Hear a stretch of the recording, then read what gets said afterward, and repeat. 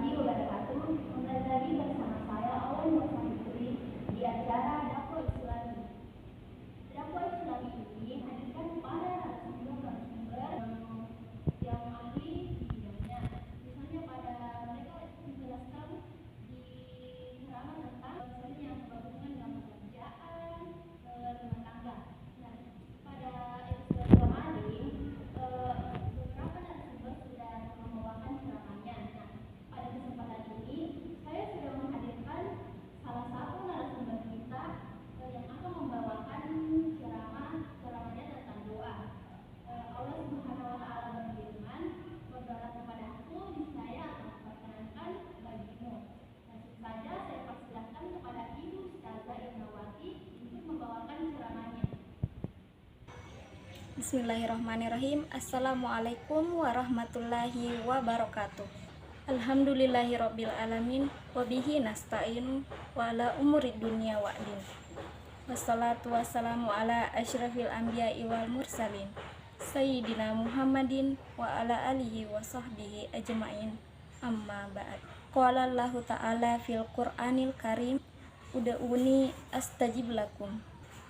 Puji syukur kehadirat Allah Subhanahu wa taala karena atas berkat rahmat dan hidayahnya lah sehingga kita masih sempat hadir di tempat yang penuh mubarakah ini, serta sholawat dan salam tak lupa kita kirimkan kepada Nabiullah Muhammad Sallallahu Alaihi Wasallam yang telah membawa kita dari alam kegelapan menuju alam yang terang benderang. Hadirin hadirat rahimakumullah, pada kesempatan kali ini saya akan menyampaikan suatu ceramah yang berjudul "Doa adalah senjata orang mukmin".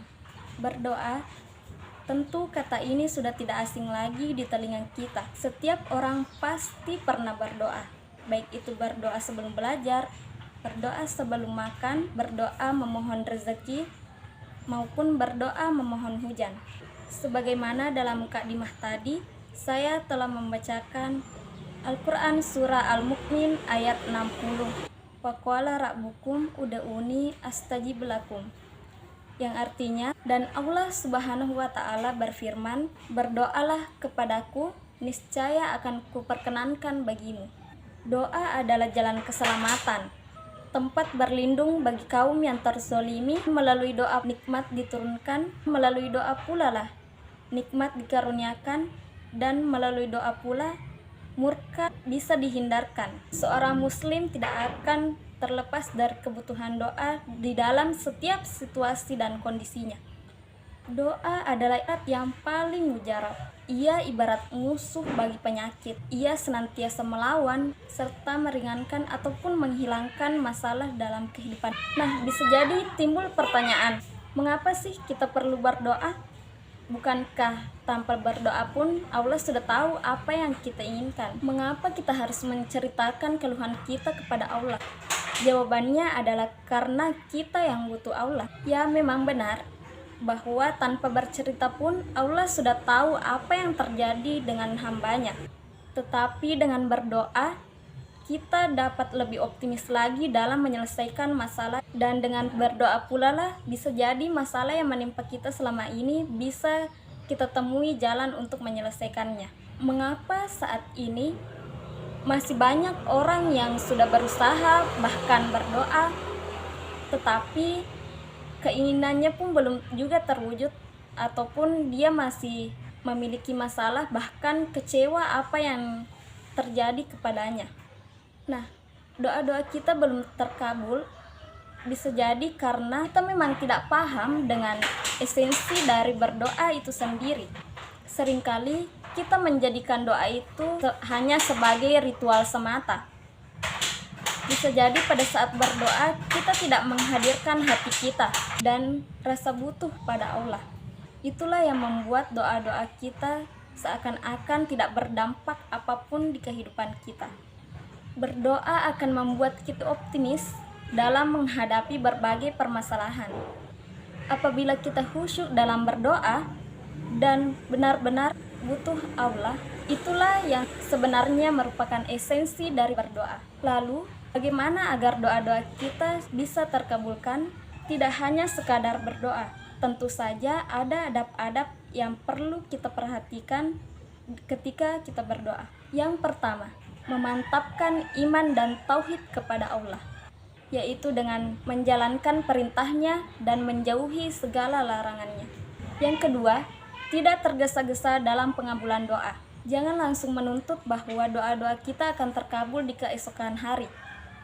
Nah, doa kita akan terkabul pada saat di waktu yang tepat. Yang ketiga, menjaga kehalalan makanan, minuman, dan pakaian. Yang keempat, sebelum kita berdoa, mulailah dengan pujian kepada Allah serta sholawat kepada Rasulullah.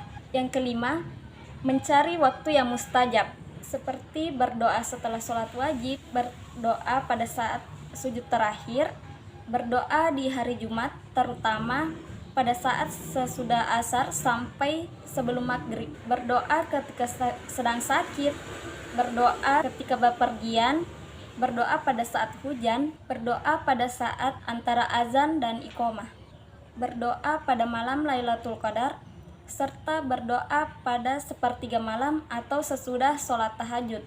Lalu, apakah hanya dengan berdoa hal yang kita inginkan dapat terkabulkan? Oh, tidak semudah itu. Kita tidak hanya dituntut untuk berdoa, tetapi kita juga dituntut untuk terus berusaha sambil dibarengi dengan doa. Karena ada pepatah yang mengatakan bahwa usaha tanpa doa adalah sombong, dan doa tanpa usaha adalah sia-sia. Jadi, usaha dan doa harus selalu beriringan. Apakah kalau kita sudah berusaha dan berdoa, keinginan kita langsung dikabulkan oleh Allah? Nah, begini, Allah akan mengabulkan apa yang kita butuhkan, bukan apa yang kita inginkan. Apabila kita sudah berusaha dan berdoa kepada Allah, namun hasilnya tidak sesuai dengan harapan, bisa jadi Allah telah menyiapkan sesuatu yang lebih baik untuk kita, karena tiada rencana terindah kecuali rencana Allah. Ikuti saja jalannya, teruslah berdoa, serta selalu berbuat baik.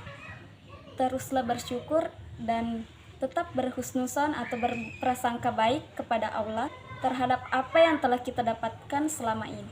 Sekian, itulah ceramah dari saya. Semoga dapat bermanfaat bagi kita semua. Terima kasih dan mohon maaf apabila ada kata-kata yang kurang berkenan bagi para jamaah. Wabillahi taufiq wal hidayah. Assalamualaikum warahmatullahi wabarakatuh. Wow, ceramah yang disampaikan Ibu Ustazah Sadi itu benar-benar memotivasi kita ya, memotivasi kita untuk terus berdoa. Kegiatan apapun yang kita lakukan, apapun yang kita inginkan, selalu menyertainya dengan doa. Karena